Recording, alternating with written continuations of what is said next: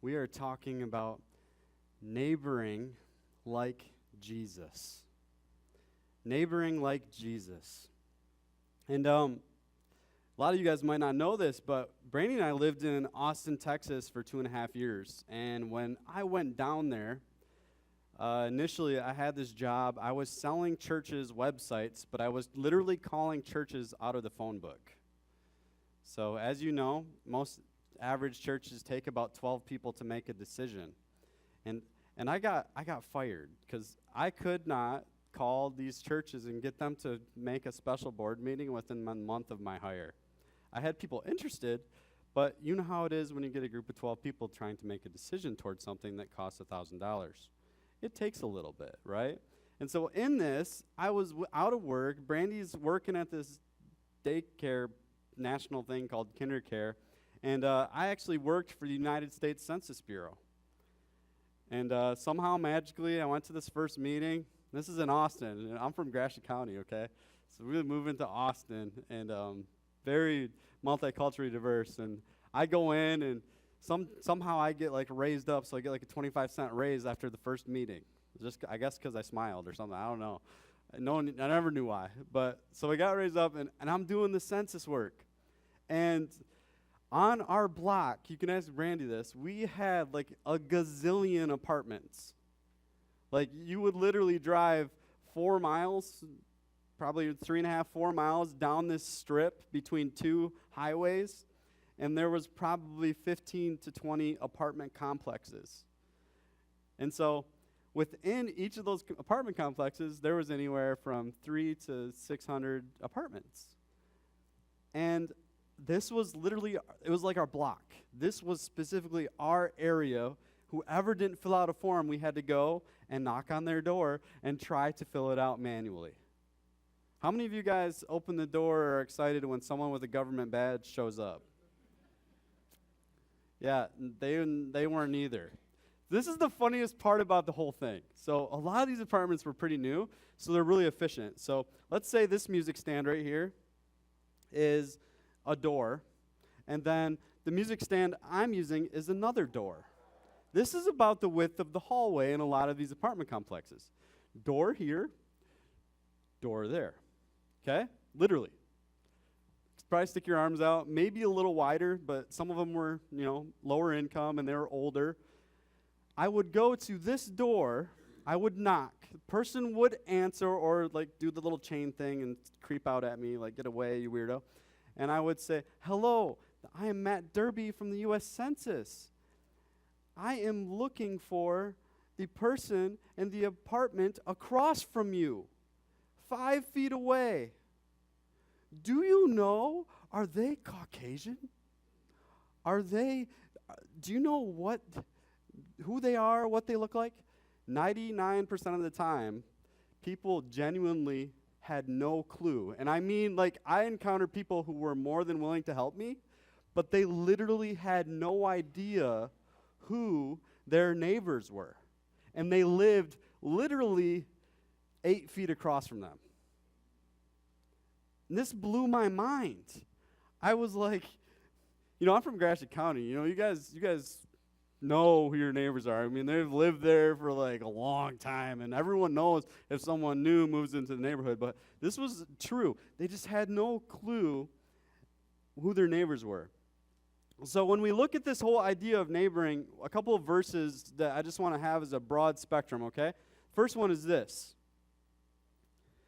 May they, believers, be brought to complete unity to let the world know that you sent me and have loved them even as you have loved me. Jesus. And this is one of those things where we need to reach our neighbors as a unified group of people.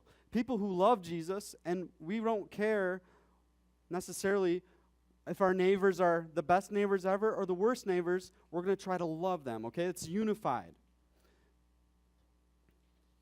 Let's look at what Jesus says, because this is amazing. This is actually part of one of the greatest commandments in the Bible. This is out of Luke 10. If you guys would stand up, because I'm about to read God's word. I learned this from my friend Dr. Herbert Banks. So this also keeps you awake, but I figured it out.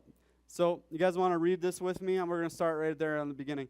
On one occasion, an expert in the law stood up to test Jesus.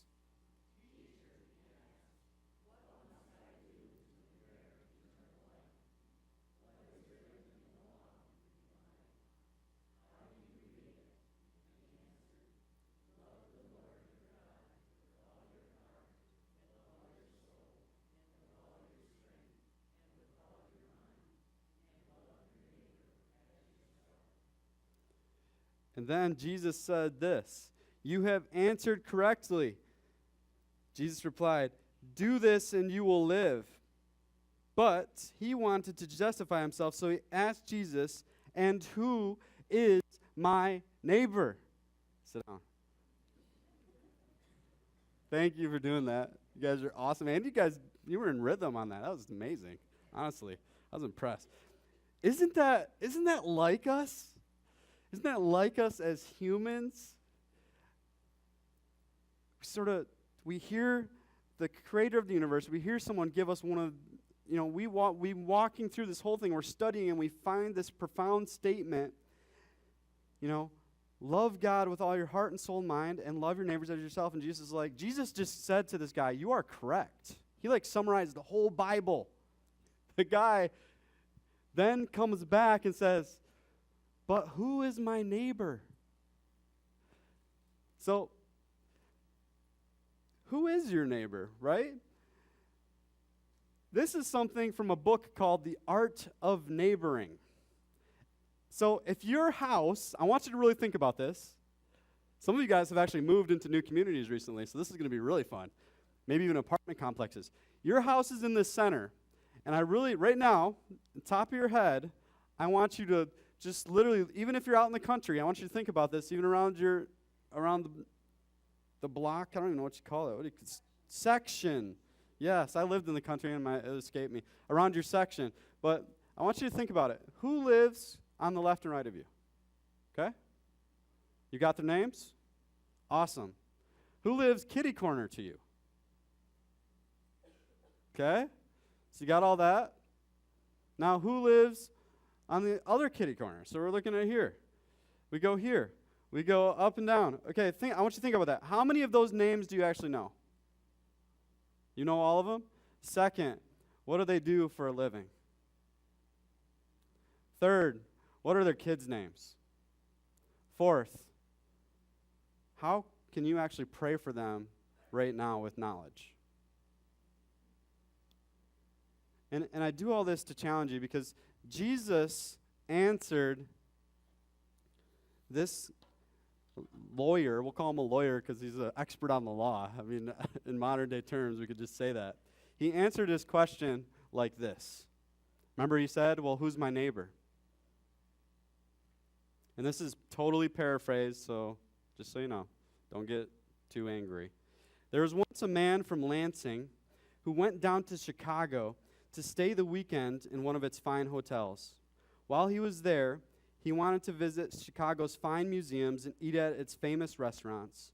One night, he decided to take a walk through the city and came upon a gang lurking in an alley who beat him up, took all of his money, and left his crumpled body to bleed on the sidewalk.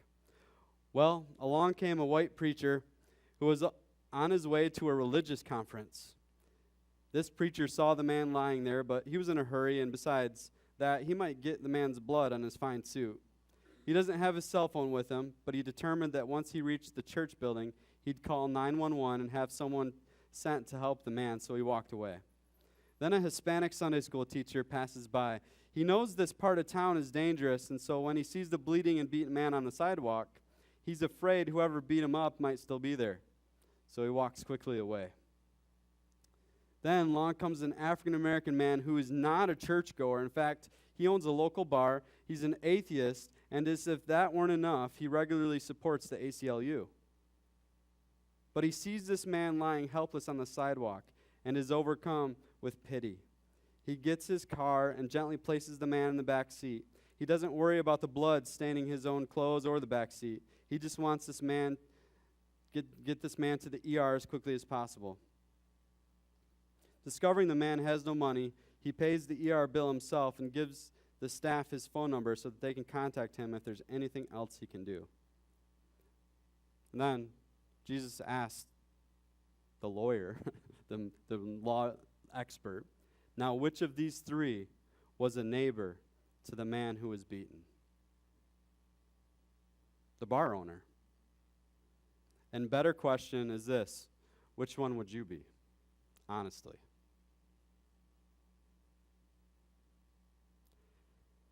You might be thinking, maybe you are, no one ever acts like that. No one would ever see a person in need and just walk by and leave them, would they? Happens all the time, and I have proof. Check this out. Back in 1985, Carolyn Cooley, first and last name, of Sarasota, Florida, was taking her two daughters to church one Sunday and was disgusted to find an unkempt man sprawled against a palm tree on the church property. His shoes had holes in them, his battered cap was pulled over his eyes, and he was surrounded by beer cans. This is on church property, mind you. How dare he desecrate church property like that? Now, she wasn't the only one offended by this vagrant's behavior, but her indignation dissolved into tears when the bum walked up to the pulpit later that morning to give his sermon. The vagrant was the church's preacher, Neville E. Gritz. He had dressed like a bum and stationed himself outside the church building to draw the church's attention to the needs he'd seen while driving through town. This is printed in World Magazine, June 16th, 2001. A 65-year-old man stepped on a manhole cover that tipped and caused him to fall into a 5-foot hole. He was trapped there for 45 minutes while a number of people saw his predicament but ignored him. A 15-passenger church bus was broken down along the side of the road just inside Lexington, Kentucky, with 9 people full of luggage and all stranded along the side of a major highway in a busy intersection. No one stopped after 3 hours, not a one. That was me.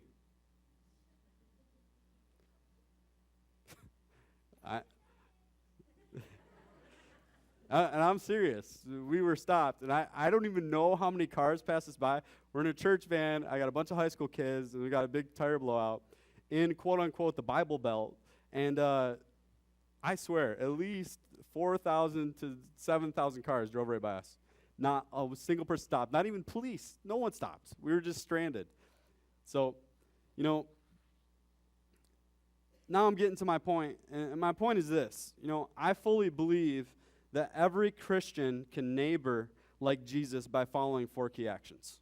I believe by following these 4 key actions, you can actually become a neighbor like Jesus calls us to be. A neighbor who loves the people who live near them, loves the people that they come across on their journey. So the first one is this, okay? You got to stop. You got to stop.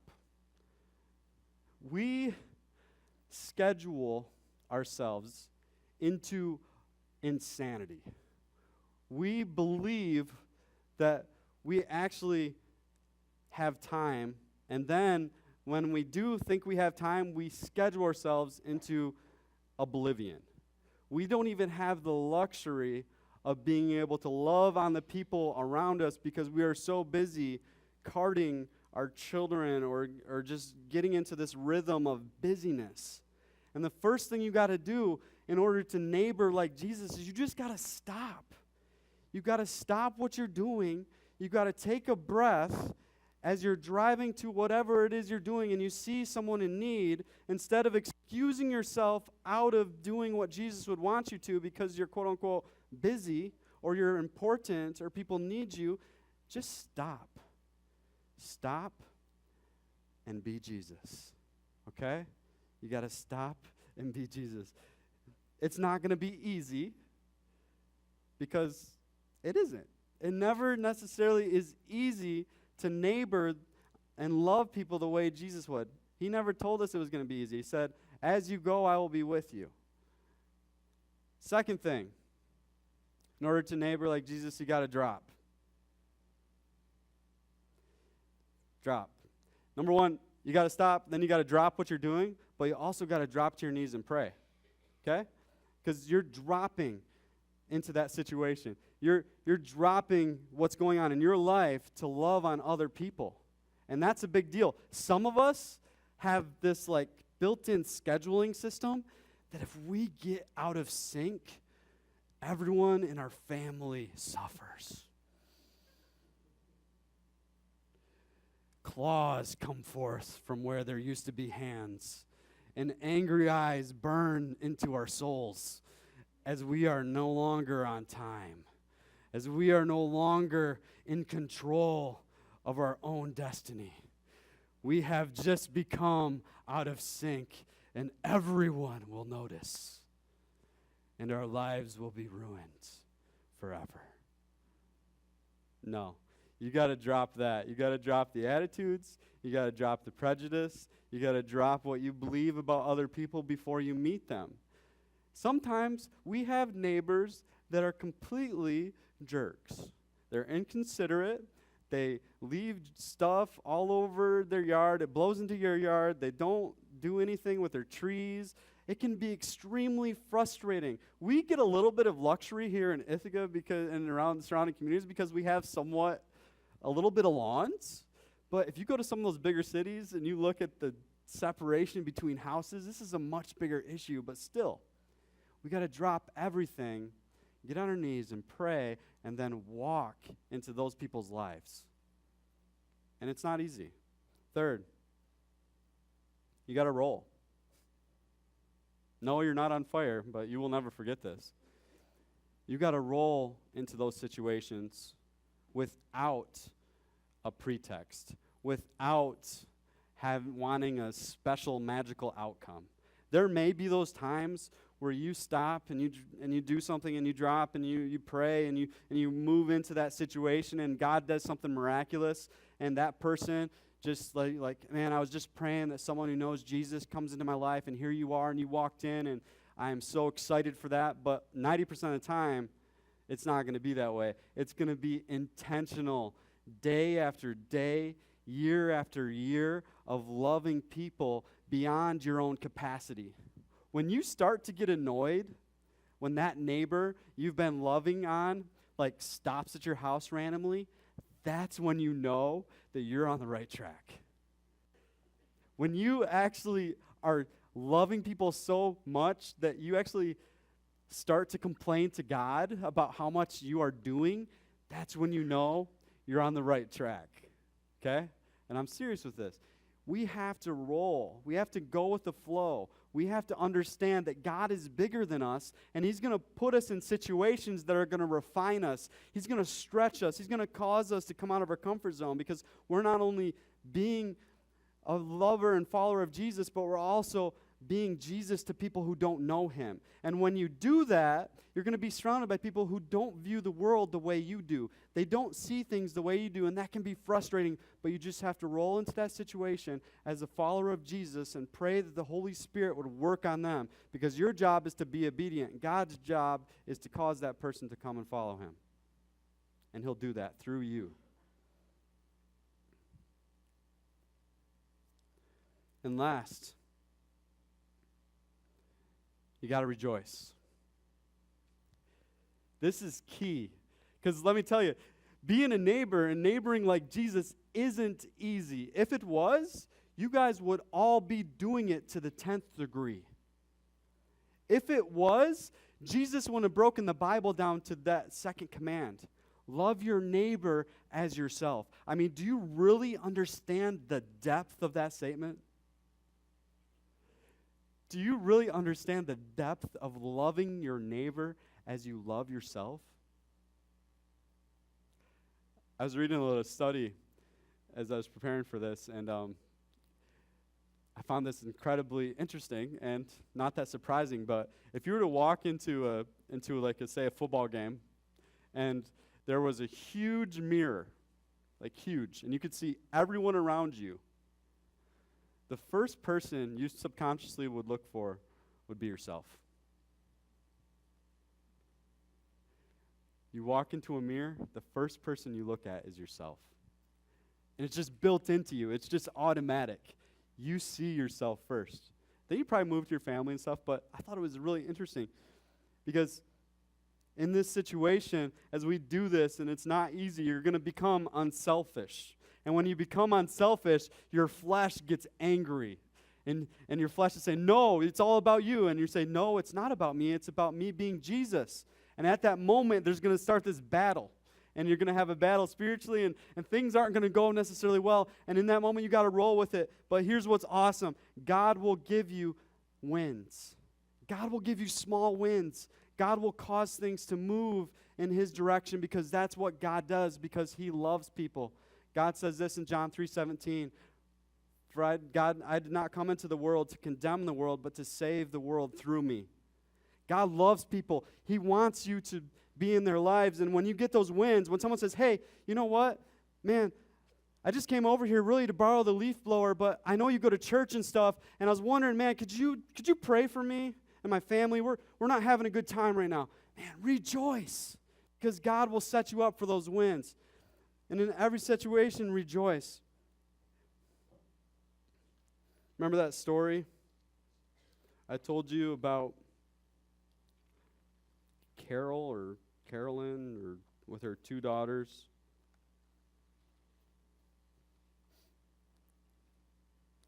Well, she didn't like that at all. And I doubt a lot of you would either. I mean, what a heart check, right? So, I told you about Carolyn Cooley. She had seen the vagrant on church lawn. She was so overcome with shame by what this experience said about her attitudes that she and her husband decided to scrape together all the money they had, and they rented a house in Sarasota. They used it as a home for the homeless and called it the Good Samaritan House. For 25 years, they have pursued this ministry, and in 2001, she received one of Florida's Points of Lights Awards in reaching out to the homeless, and Cooley's found a new sense of self-worth and value before God. That's what being a neighbor looks like. When you can love people who can give you nothing, and you love them as much as you love yourself, that's who Jesus is to us. And you're going to move through these things right here. So when you do this, you're going to move through this kind of rhythm right here. So we go with stranger, right? First, you may not know them. You may know of them, but you're a stranger at that point. You go over, you stop, you drop, you help them out. They're raking leaves. You go, hey, I want to help you out. And they say, no, I don't need help. And you say, no, I insist. Everyone, we're prideful. People are going to say that. Love them. Help them. Everyone wants to help raking leaves. No one loves doing that. Are you kidding me? They're just trying to blow smoke. No one wants to do manual labor at like 8 o'clock at night while their kids are getting ready for school the next day. No one wants to do this kind of stuff. Help them out. Stop in. Okay? And as you're doing this, you're going to build that acquaintance. You're going to get on somewhat of a better level. And then as you move through this, you're going to build relationships. And that's what it's all about. It's building that relationship, because that's what Jesus calls us to do.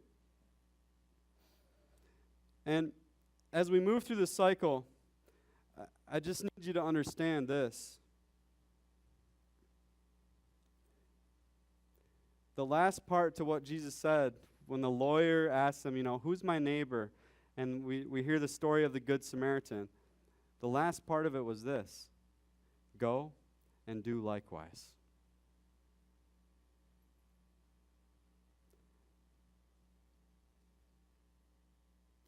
And if you really think about this, I want you to really understand the timeline that the Good Samaritan story happened. The timeline that it happened, you got to realize that it's basically probably days or at the most weeks before Jesus is stripped, beaten, and accused of crimes he did not commit and sentenced to death on a cross. He did this willingly. He suffered and died for us. He refused to walk on by us when we were broken and hurting. He had compassion upon us.